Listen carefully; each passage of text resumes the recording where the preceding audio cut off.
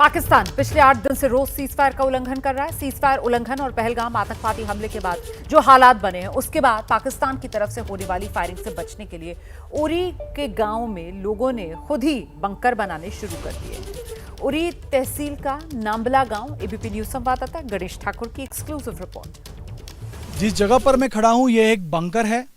ये भारतीय आर्मी का बंकर नहीं तो एलओसी पर रहने वाले अपने भारतीय नागरिकों ने बनाया हुआ बंकर है। मैं फिलहाल उरी इस क्षेत्र में मौजूद हूँ। उरी भारत पाकिस्तान सीमा पर बसा एक तहसील है, तो उरी के बारे में सब जानते हैं। और जिस तरह पहलगाम हमले के बाद भारत पाकिस्तान के बीच जंग के आसार बने हैं, उससे उरी के तमाम नागरिक खौफज़दा हैं। अब जब जंग के आसार लग रहे हैं तो इस तरह बंकर बनाए जा रहे हैं ताकि अगर पोस्ट जो पाकिस्तान पोस्ट है वहाँ से शेलिंग होती है, युद्ध जंग छिड़ता है, तो सीधा असर उन पर हो सकता है, उनके घरों पर हो सकता है। तो इस वजह से अगर कोई हलचल हुई और उस तरह की स्थिति निर्माण हुई तो सारे लोग अपने परिवार के साथ इस बंकर में सेफ रहेंगे। और इस तरह हर घर में, लगभग हर घर में उरी और एलओसी पर रहने वाले लोग बंकर बनाते हैं अपनी सेफ्टी के लिए। मेरे साथ एक युवा हैं जिनका ये घर है, जिन्होंने ये बंकर बनाया है।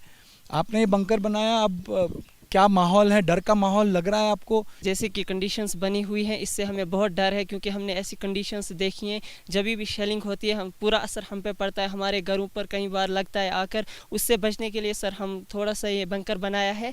हम सेफ्टी के लिए इसी में आते हैं और हम चाहते हैं कि अगर हमारे साथ कुछ किया जाए, इस बंकर को थोड़ा मजबूती दी जाए। गवर्नमेंट से आप अपील करते हैं कि इस बंकर को थोड़ा मजबूत बनाया जाए ताकि हम हमारी सेफ्टी के लिए हमारे लिए इतना कुछ किया जाए। आप अगर बताएं बंकर आपने कैसे, किस परिस्थिति में बनाया? अगर आप अंदर जाए, मैं आपके पीछे आता हूँ। जी सर, ये हमने यहीं पे बनाया थे, मतलब पत्थर वगैरह जमा करके और थोड़ी सी सीमेंट वगैरह से बनाया था और ऊपर ये थोड़ी बहुत लकड़ी थी तो उसी से, लेकिन उतना मजबूत तो नहीं है सर। अगर इसके ऊपर लगे तो बहुत मतलब नुकसान तो हमें, तो अगर इसके ऊपर स्लैब वगैरह पड़ जाए तो ये हमारे लिए बहुत काइंडफुल एक्शन होगा गवर्नमेंट का। आखिरी सवाल आपसे, क्या कहना चाहेंगे, क्या उम्मीद रखते हैं कि ये जंग के हालात हैं, इससे कैसे, क्या मन में क्या बातें आती सर?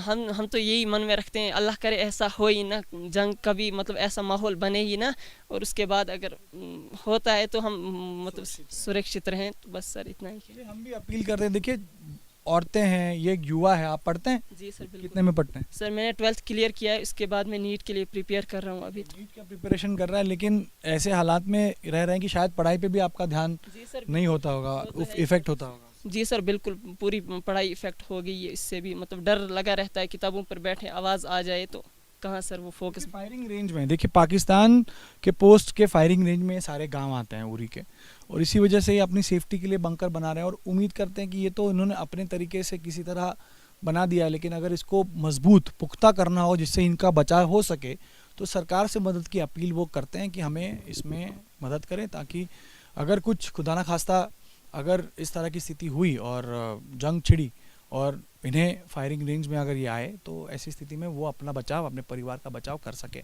ये स्थिति एलो है पर सभी आने वाले दिनों में क्या एक्शन, भारत का एक्शन जवाब देते हैं। दीपेश महाजन के साथ गणेश ठाकुर, उरी।